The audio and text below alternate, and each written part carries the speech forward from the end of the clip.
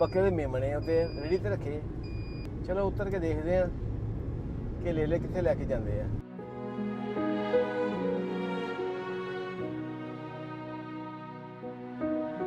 अस्सलाम वालेकुम भैन जी। भैन जी ये बच्चे अपने बच्चे ते नाल बकरी दे बच्चे ये कित्थे लेके चले हो? बेचन जा रहे सी मेरी अम्मी दी लत्त टुट गई। लत्त की टुटी है?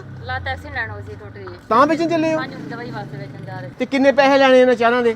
40000 रुपया। ਓ ਹੋ ਥੋੜੀ ਬਹੁਤੀ ਰਿਆਇਤ ਕਰ ਲਓ ਮੇਰੀ ਭੈਣ। ਅਸੀਂ ਬੱਚਿਆਂ ਨੂੰ ਕਿਸੇ ਦੇ ਦਾਂਗੇ। चल 35000 रुपया। ਅੱਛਾ ਅੱਛਾ ਘਰ ਦਾ ਸਿਸਟਮ ਕਿਵੇਂ ਚੱਲਦਾ?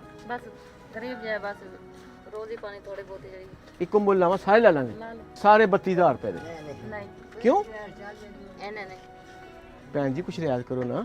नहीं एने नहीं। ਅਸੀਂ ਇਹ ਕੋਈ ਬੱਕਰੀਆਂ ਵਾਲਾ ਕੰਮ ਨਹੀਂ ਕਰਦੇ। हां जी ਅਸੀਂ ਕਹਿੰਦੇ ਤੁਹਾਡੇ ਬੱਕਰੇ ਵਿਕ ਜਾਣ, ਤੁਸੀਂ ਜਿਹੜਾ ਬਾਜ਼ਾਰ 'ਚ ਤੁਰੇ ਫਿਰਦੇ ਸੀ ਨਾ हां जी ਤੁਹਾਡਾ ਪੈਂਡਾ ਮੁਕਾ ਦਈਏ। ਕਿੰਨੇ ਪੈਸੇ ਦਈਏ ਫਿਰ? दे दे 35000 35 ਨਹੀਂ ਮੇਰੀ ਭੈਣ ਇੱਕੋ ਗੱਲ ਆ ਲਓ ਅੱਗੇ ਨੂੰ 32000 ਰੁਪਏ। ਬਿਸਮਿਲ੍ਲਾ ਕਰੋ। 35 दे दे हुन। ਆ ਫੜੋ ਬਿਸਮਿਲ੍ਲਾ ਕਰੋ।